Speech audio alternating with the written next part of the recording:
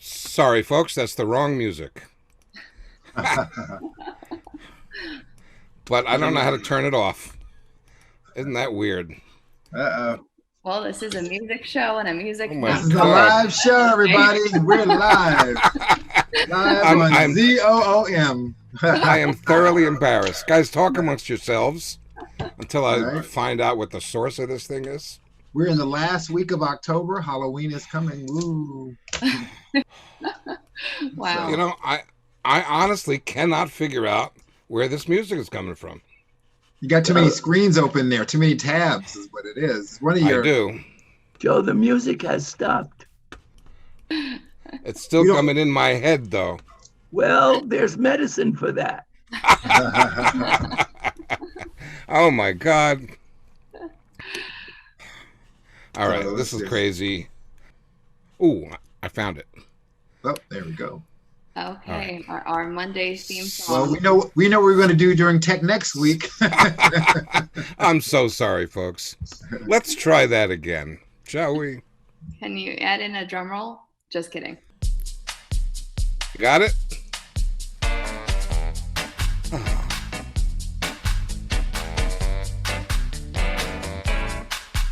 Are you ready? Are you ready? Yeah. Are you ready? Are you ready? Because it's Monday. 'Cause it's Monday. And it's Monday, yeah. Come on, now clap. Come on, let's clap. Yeah. Let's clap. Are you ready? Are you ready? Yeah. It's Monday. It's Monday. Woo-hoo. Are you ready now? Are we ready now? Because it's Monday, yeah. It's Monday, Yeah. Welcome, folks. Thanks for attending. My name is Joe Muccioli. I'm the Artistic Director for the Jazz Arts Project, nonprofit organization, which for almost 15 years has been presenting and honoring jazz with world-class concerts and high-level education programs. I'm going to introduce our guests in just a minute, but first things first. Thank you to all our donors and supporters and sponsors. Our platinum presenting partner is Ocean First Bank, with support from Monmouth Arts and from you, our supporting members. So a heartfelt thank you, thank you, thank you.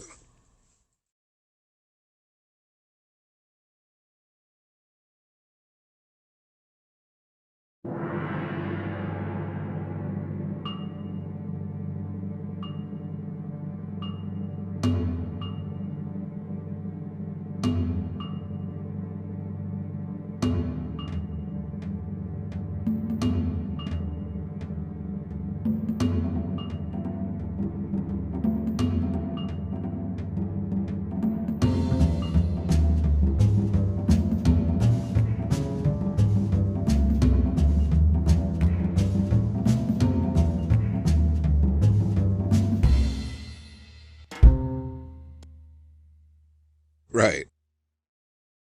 Oops. Okay then, history. When we listen to jazz, we're listening to history.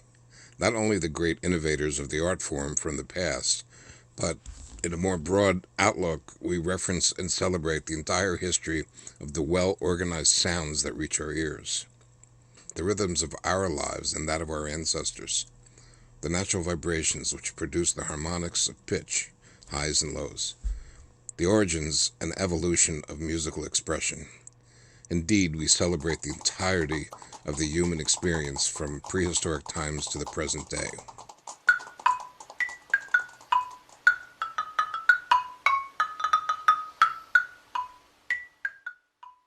Surely, music originally occurred before recorded history.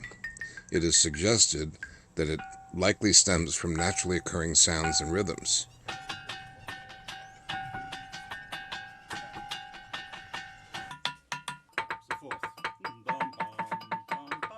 Second harmonic. Yeah. Early humans may have echoed these sounds they heard in nature, using patterns and repetition, kind of like a prehistoric Purdy shuffle or an early call and response jam session.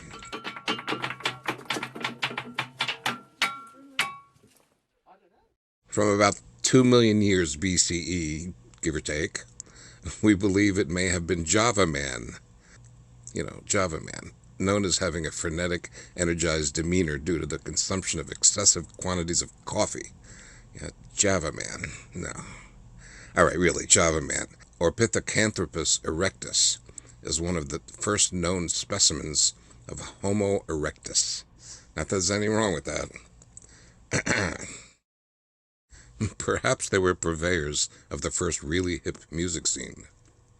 Most likely it was some kind of drum-based sounds using the tools readily found at the time, like rocks and sticks.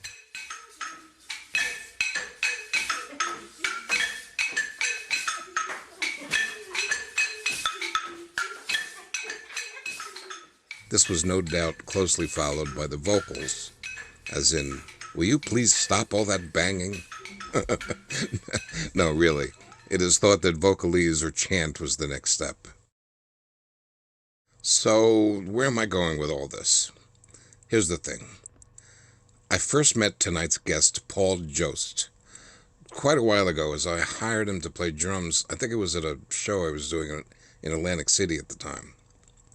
Paul was an accomplished drummer and percussionist, and has since evolved from the aforementioned Java Man through the Cro-Magnon Man period, all the way to the innovative vocalist he is today.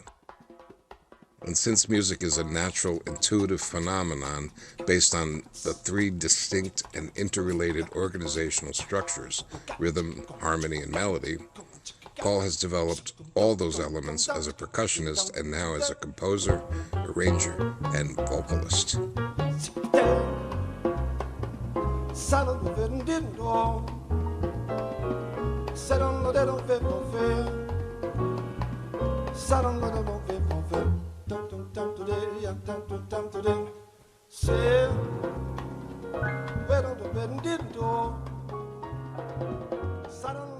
When describing Paul Jost, two words come to mind: passionate storyteller. Both critics and contemporaries alike say he is one of the best male jazz vocalists since Mark Murphy. He has enjoyed a long career as an instrumentalist and sideman, having recorded and performed with the likes of Billy Eckstine, Mark Murphy, Dr. John, Bucky Pizzarelli, etc., etc. He served as music director at the Golden Nugget in Atlantic City, and also as music director for singer Morgana King. As a composer, his music is heard daily on over 750 markets throughout the United States.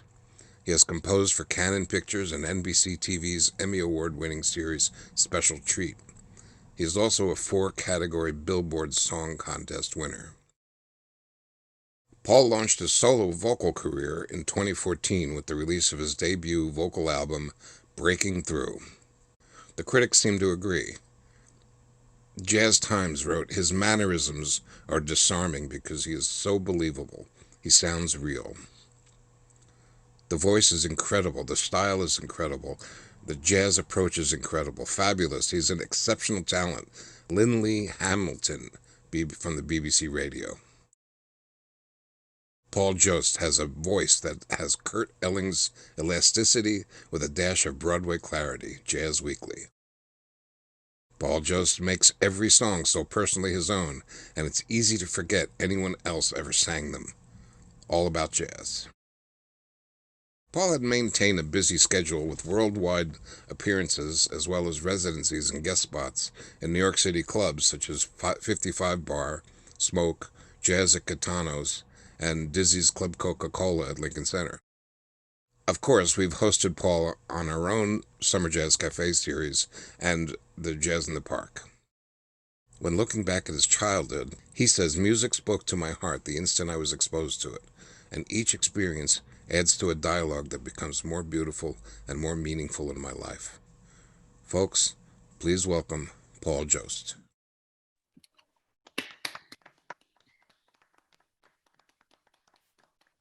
Wow. Joe, that's Paul, are you there? Where are yes, you? I'm here. I'm here. I'm here. There you are.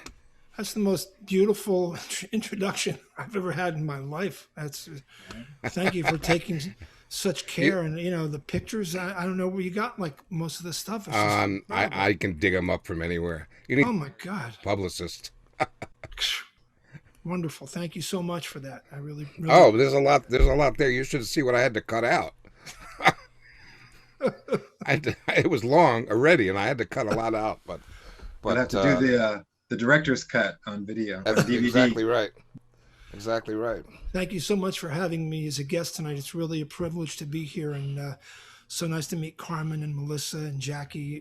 What a great crew you have, and thank you so much. Yeah, wait, it gets worse. No, I'm kidding. I'm kidding. And we generally have a wonderful audience who are very perceptive and good listeners.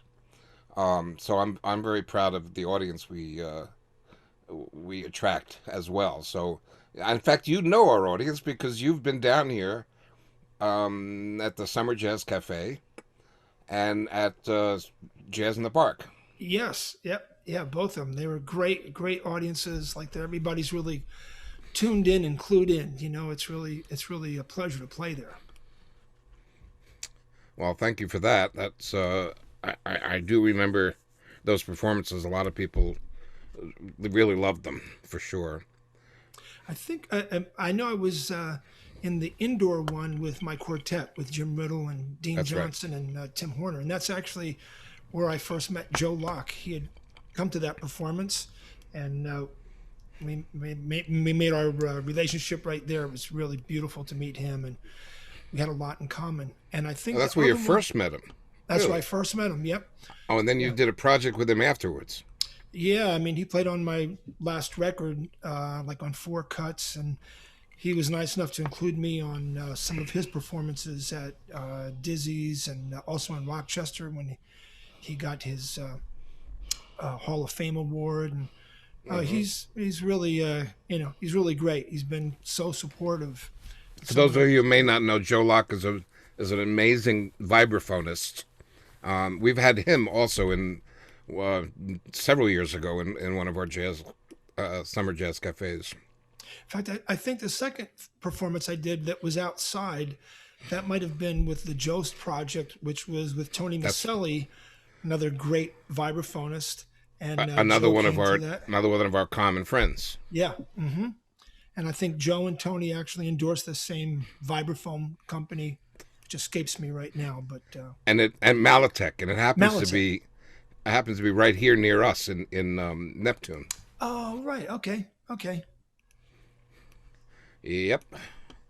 I hate to ask it these days. I ask everybody, every one of our guests. You by the way, are episode number 24. Oh, So, yeah. A couple of dozen we've done of these already, once a week. And, I hate to ask everybody, but I do anyway. What have you been up to? oh boy. Well, I am so happy to tell you that I am back to practicing and writing and arranging with such passion that I feel like a teenager again. I got really dark for a little spell. I think I'm generally considered a very positive person and very supportive of, in fact, I just wrote a tune called Rosy Glasses, and I pretty much see the world through rosy colored glasses. But there was a point with this coronavirus and everything where I just felt like I'd lost my purpose. I wasn't sure anymore. Like, was this the end of the journey? Is this where it ends? Because in my mind, I figured I would be doing this all my life. I mean, I started in music when I was 6. I started working professionally when I was 12. Like making little, back then, like $20 a gig. I was rich. That's right. And playing with all the elders and everything. I mean, it's just part of my life. Part of my DNA. And I just figured as I got older, my goal, since I've really launched my career as a vocalist, I wanted to be doing more gigs in Europe and, bringing my music to a wider audience I don't expect everybody to like me, but just finding your little niche, and that I'd be able to bring my family. And then, eventually maybe I would do a couple fewer gigs as I got older and older. And that would be my life, traveling around the world, eating some nice food, making some great friends, and, practicing and, applying my whatever skills of arranging, whatever, to my music. And then when this happened, it's like, God, I guess it's over. I guess this is as far as I come. I didn't see that coming. So lost hope a little bit, but I begged the muse to let me back in, and thank God she did. And I am just back with a passion. I'm just so forward thinking. It just took me a little bit, and I think I'm not alone. I'm sure there's a lot of people in the same boat that felt that way. There are, I've been reading some things about, in fact, artists, and how they're coping, because, the artists are pretty much the forgotten crew. They're not necessarily essential, although we may disagree with that. And their opportunities to present or work, for that matter, are either none or limited. And especially those of us, like I'm a little older than you, I think, even. I didn't mean even. I'm older than you. I'm an old man. And especially at this time in life, you start thinking, you're right. Is this over? Is this it? And you start, like reassessing what we can do. Are we still productive? Are we still, can we still contribute in what we can do? Well, Joe, the thing too is that I don't want to whine too much, because mine is like minimal compared to people on the front line. There are people suffering tremendous degrees. Mine is, I don't want to put it like, well, gee, what about me?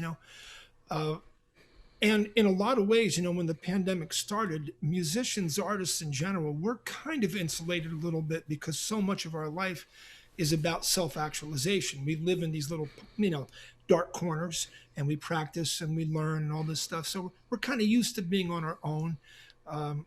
Some musician friends, and, we say, every so often when you get a little dry spell of gigs, you figure, well, I've been on, retired, but nobody told me yet. That's right. Yeah. And then eventually you get gigs, but that's part of the self-employment thing.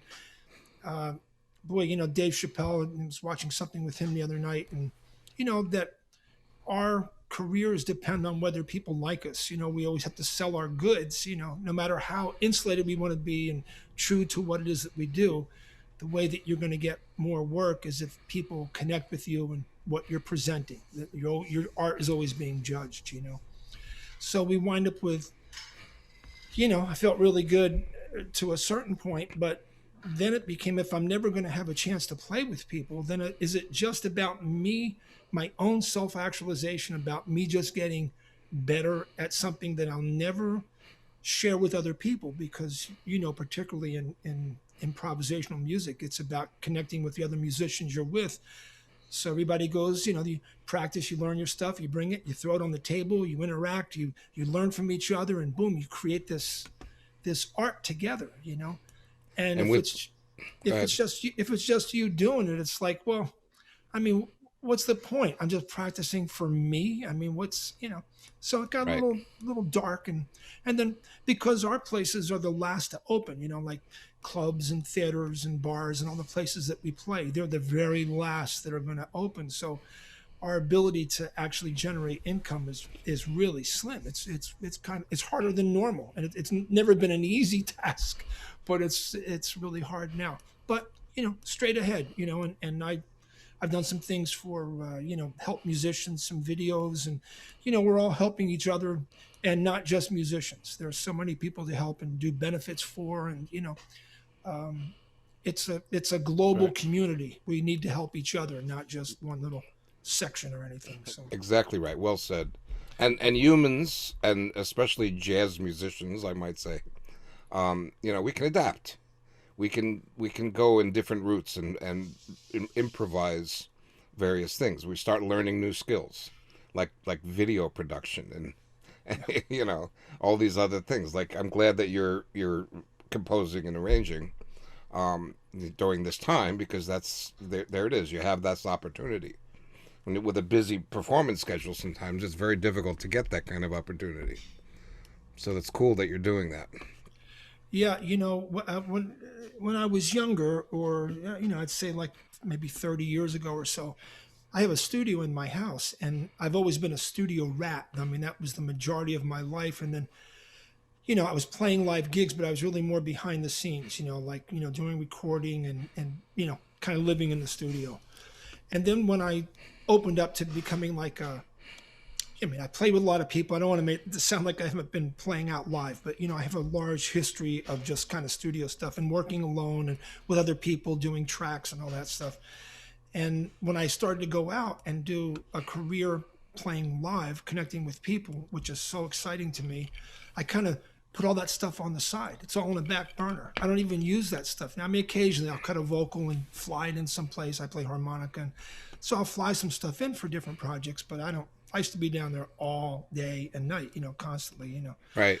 asking my wife, like on the, 1200th mix, does the reverb sound a little bit, it's too much on the snare, isn't it?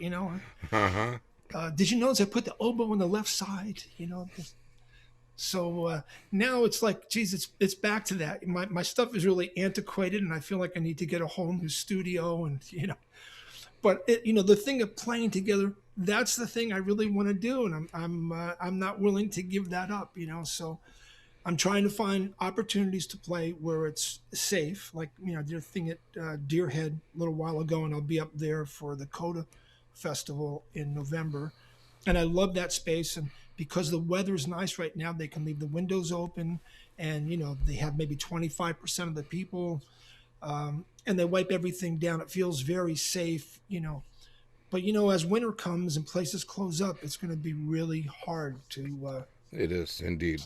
And not just for us, but restaurants. I mean, so what do? They do takeout.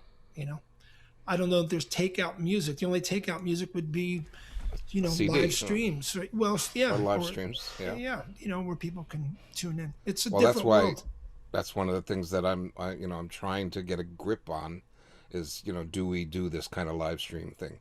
You have done that.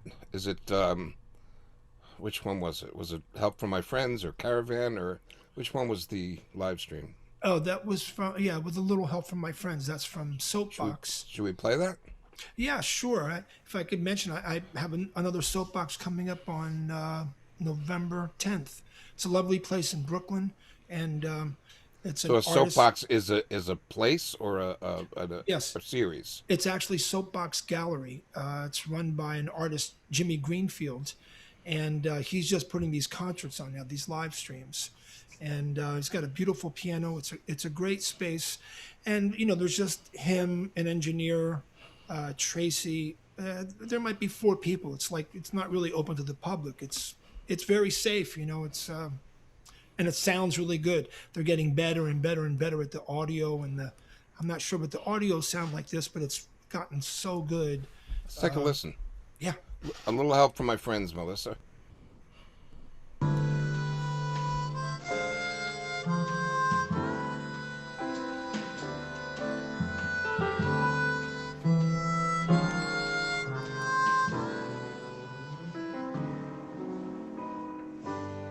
What would you think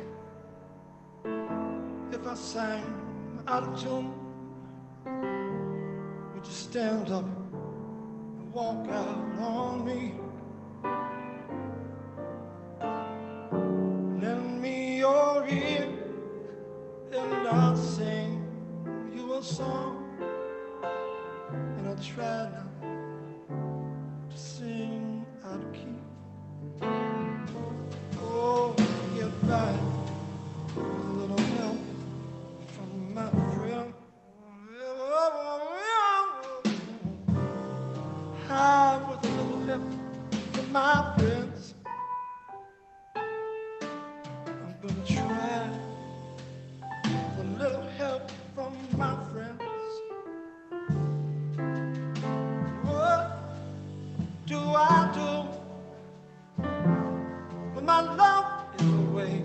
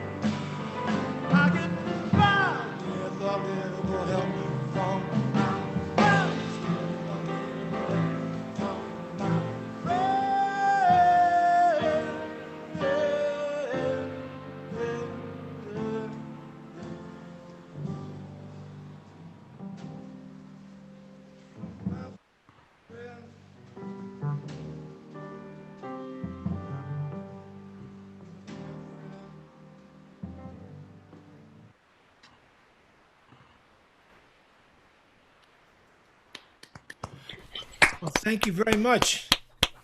So Thunderous applause. fancy editing you did there, Joe. Great. You like that? Yeah, that's good. That's Jim Riddle on piano, boy. He's a spectacular musician. Yeah, I mean, I'm sorry I had to cut out some of his solo, but Oh no, it would have went on forever. Yeah, and Dean Johnson on bass and Tim Horner on drums. Just great guys, great musicians, great friends. So you have, you do a lot in the Philadelphia scene, Philly scene, I suppose. Not all that much. I mean, I played at Chris's. I played there a few times, but no, there's not. I don't do a whole lot in Philly. I just did something really nice with for Orrin Evans. Did a couple things. One was a video project. It was really heavy about Emmett Till. Really, geez, so powerful. Just. And then he called me to do he had this sort of mini jazz festival in a woman's backyard outside of Philly. I forget exactly where. It was just spectacular. He asked if I would do something with great bassist Matthew Parrish and a wonderful saxophonist Victor North. And we didn't have any rehearsal or anything. Everything came out fine. But I told Matt that I'm joking. I said, yeah, of course I said yes to Orrin, but I told him I need like it's got to be a good warm-up group before I go on. And he was coming on with Jeff Tain Watts and Buster Williams and himself. Really? Yeah, and himself. That was the trio.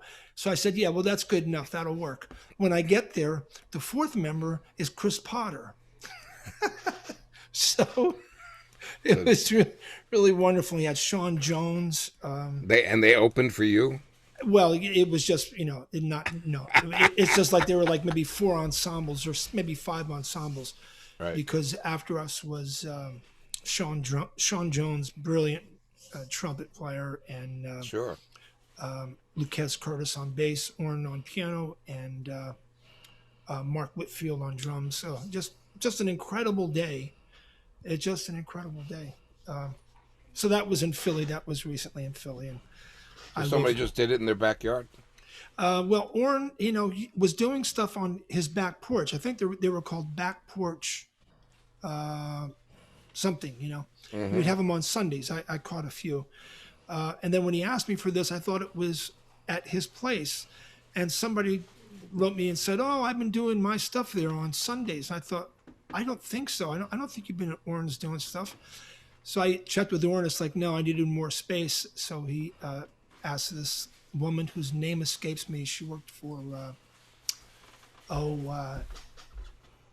public radio for many years. Just a wonderful woman, beautiful home, and their backyard was kind of sunken down a little. Just a beautiful setting, and it was cloudy all day, so it wasn't hot.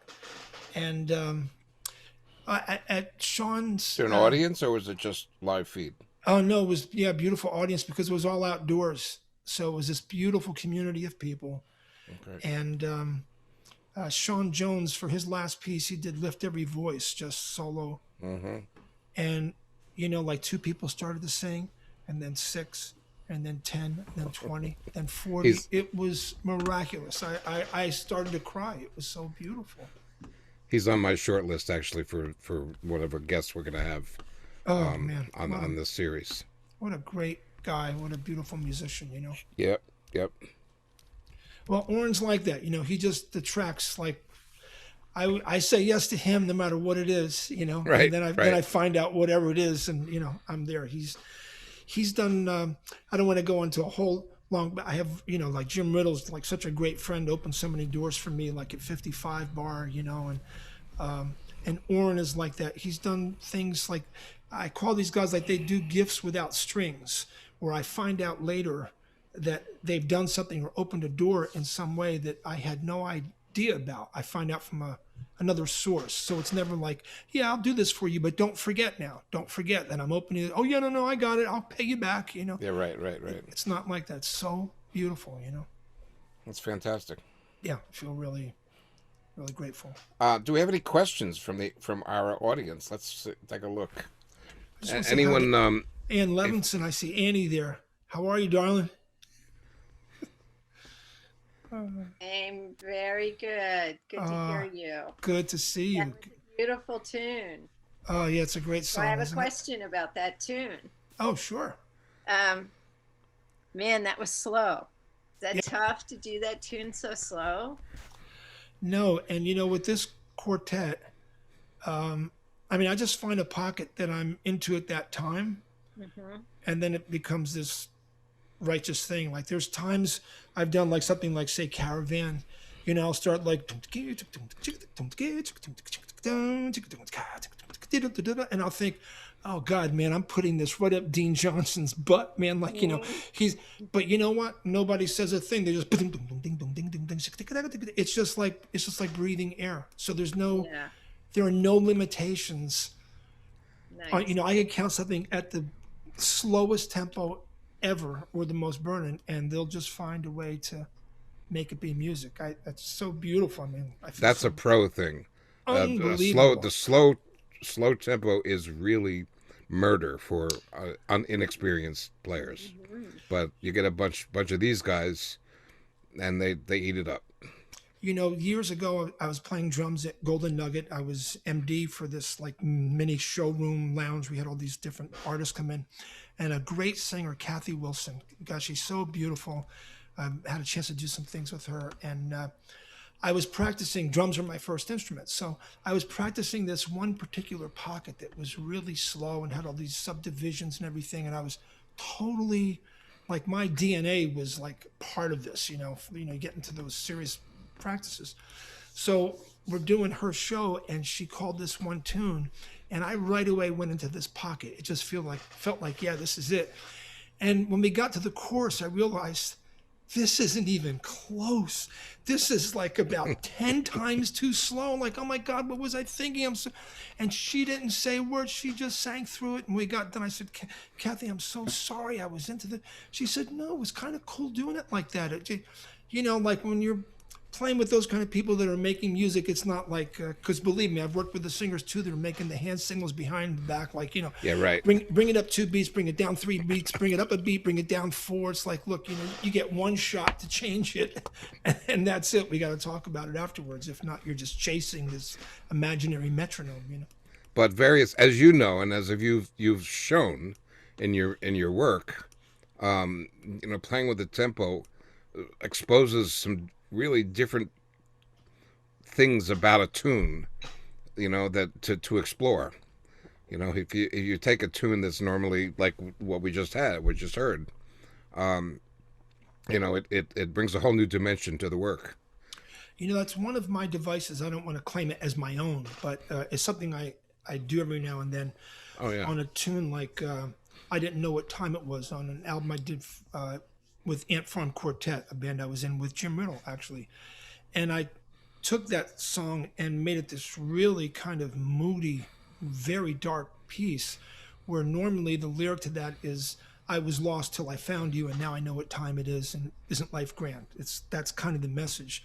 But I took the other approach that this person was fine until they met this other person, and then everything kind of unraveled. So it has a whole different twist to it. And I've done that like with Just Friends, and Everybody's Talking at Me. I just did like a read thing on that where it was like really dealing with being aware of your own unraveling. I thought of Mark Murphy.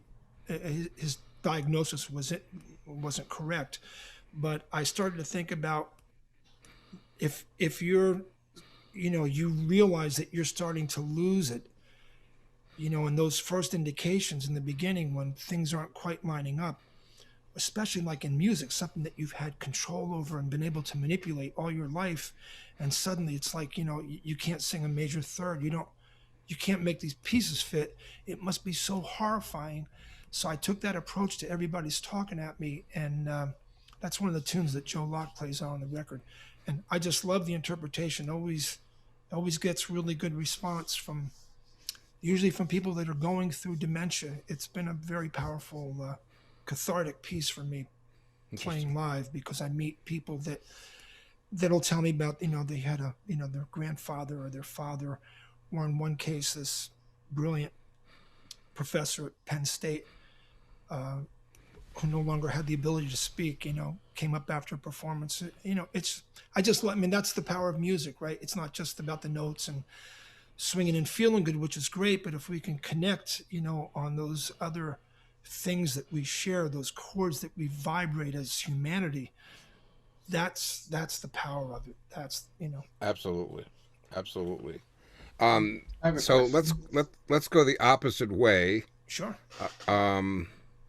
Carmen, let's hold your question for just unless it refers to that what we were talking about. It's up to you. Okay, good. Let's go to the opposite side of the spectrum, and let's listen to Caravan. What do you think about that? Yeah, sure. Melissa, how about Caravan? There you go. She's paying attention.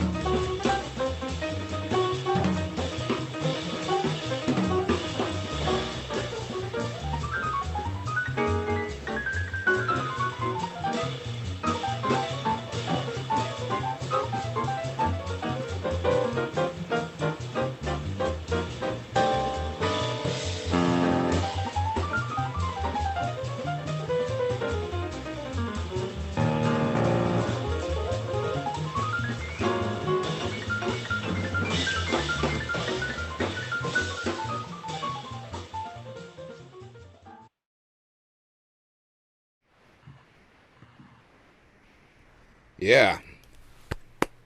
Oh boy, thank you so much. Hey, I just want to say something real quick if I can. Sure. If you pick up the record, my arrangement on this thing at Blue Note is kind of short, but the arrangement on the record has an extended ending, and there's like some voices and all this stuff. And Jim takes this great, incredible solo that is worth the price of the album. And I take credit as being a great producer because I had the good sense not to hire fade him. out. Oh, know? yeah. It's so great. And you know, Dean and Tim, I can't say enough about them. They swing as hard as humanly possible. They're just, you know, it's a beautiful thing. And Joe Locke that plays on that cut too takes a great solo. So this is a great version. I'm really happy with that version. Do we have Jackley or Carmen, did you get the links for Paul? Can you put in the Yes. window Got him, somewhere? Jackie?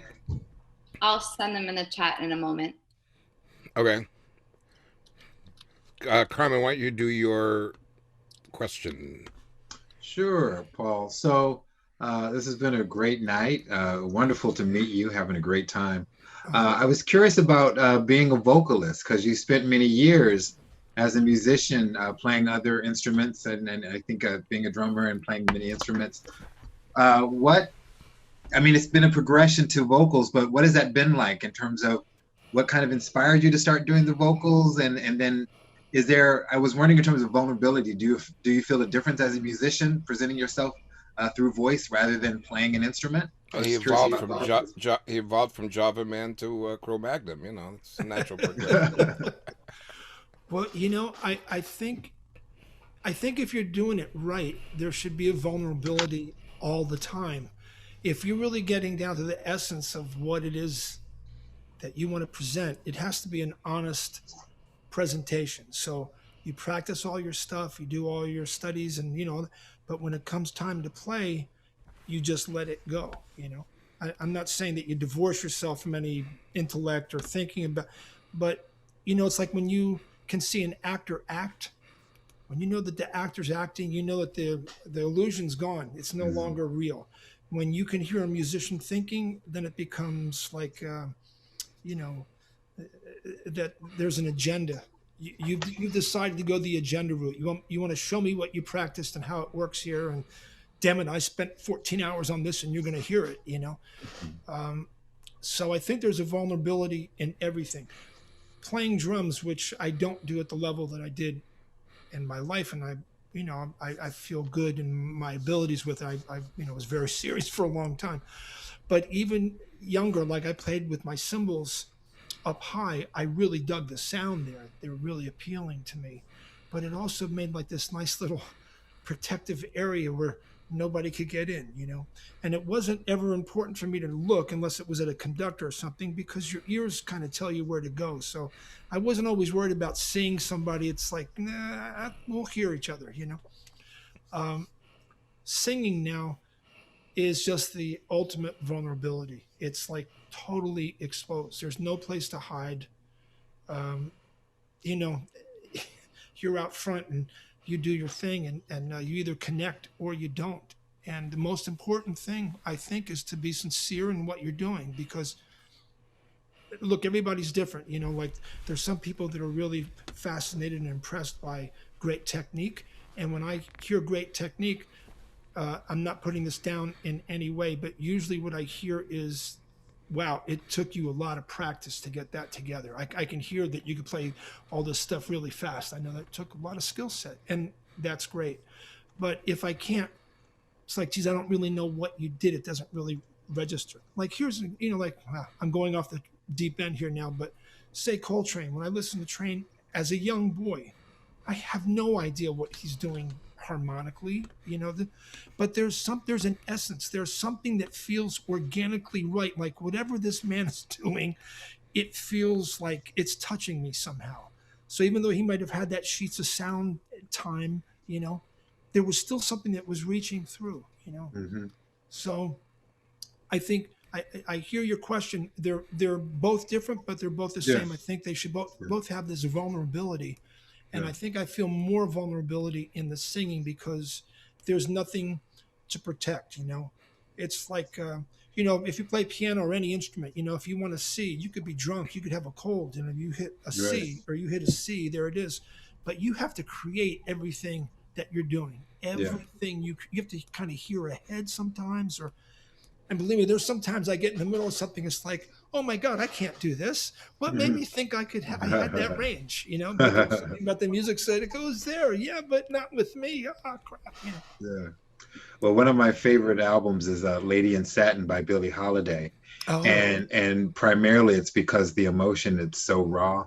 And it's just one of the, I mean, I sometimes find it challenging to listen to because it brings up so much emotion in me that I play it at certain times just because I have to be in a certain place of vulnerability to handle it, you know, but I really like it. It's one of my favorites. And even though vocally it may not be what she was in terms of the beginning of her career and throughout her career, but the phrasing and the emotion, the vulnerability is just right there. It's right there, which I love. yes, and you know, like when I'm you know teaching or you know consulting, whatever it is, you know, I always advise that people, you know, you go for the emotion, you go for what you know, you go with heart first, because that's why you came to music was through heart.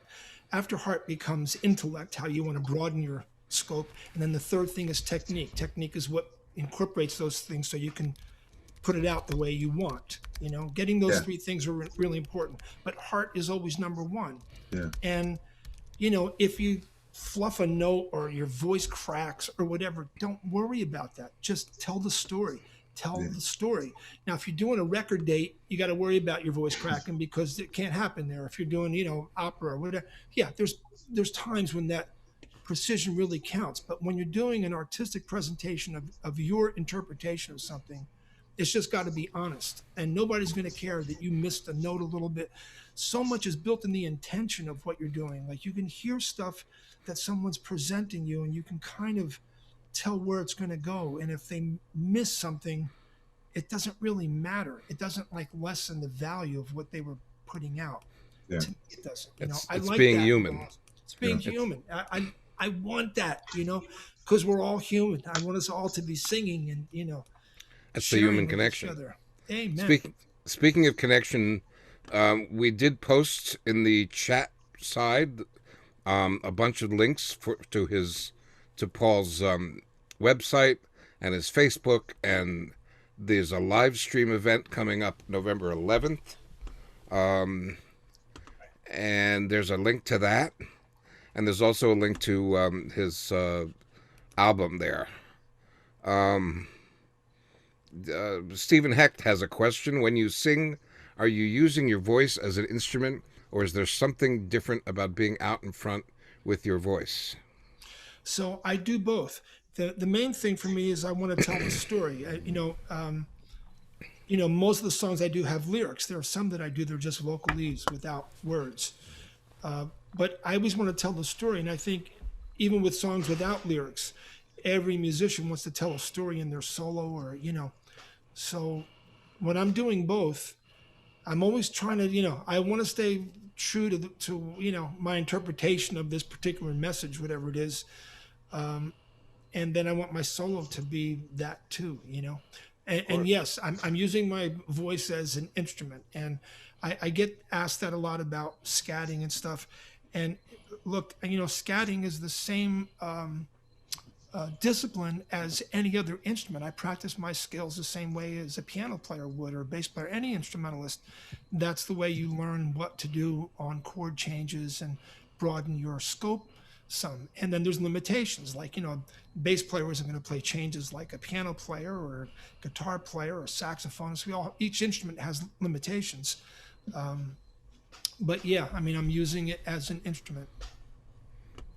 All right, so Carmen, would you, Carmen I know has a couple of words for us about our organization and what we might be doing and Yes. meeting and all that stuff. Well, I Little just commercial, want folks. a little commercial, but you know, the important thing, one, just thank you guys so much for being here.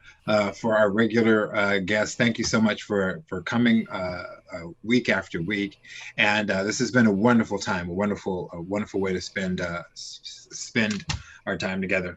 I think you know, I really love these interviews. The nice thing about these interviews is that it's a different it's a different side of the musicians. We really get to hear the kind of the stories behind some of the music, the stories behind some of their inspirations and their thought processes. And so I really enjoy these. And so tonight was a really special night. It's always amazing some of the things that you learn. And so I love some of the concepts that I heard tonight about self-actualization. Jazz Arts Project's been around for 15 years, and the self-actualization that Joe had the vision to bring this together, and we're here. And the beauty of this actual show, we didn't have a choice, had to figure something out. And Joe brought this show together, and it's been keeping us together week after week. And it's the way that we help each other, helping community, coming together as community on Monday nights, and staying connected. We are still here. We've learned some new skills, and we're going to keep presenting these new skills throughout this entire pandemic. It's going to be going on for a while, but we're going to be, jazz is here to stay. Jazz is here to stay. Jazz Arts Project is here to stay, and you guys help us do that. We should also say that pretty soon we're going to be entering to the season of giving. This is the last week of October, and November through December is a very special time of year. And so it's going to be even more special, I think, this year. So just wanted to say, please share your love for jazz and your love for Jazz Arts Project with us at www.jazzartsproject.org/donate. And again, thank you so much. And I guess we heart jazz. There we go. There's my heart. That's my little makeshift heart there. Well, thanks, Carmen. Thank you so much. Paul, before we're getting sort of towards the hour, I kind of like to, we talked about mental acuity, which implies a brain, and I thought maybe we'd share the tune, this special tune of yours. Okay. Melissa, do you know what I'm talking about? I guess so.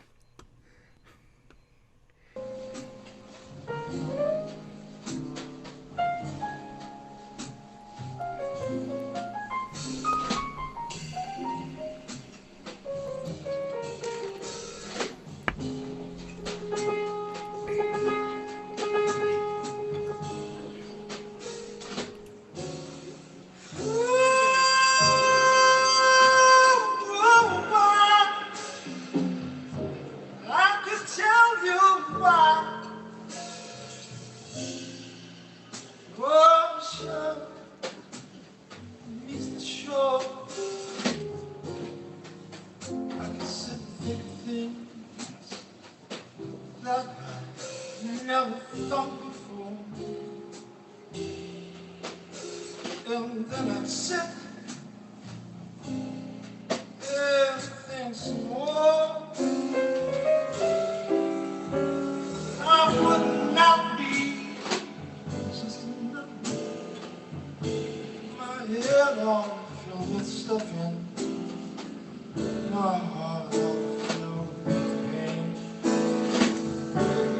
Oh, I would dance.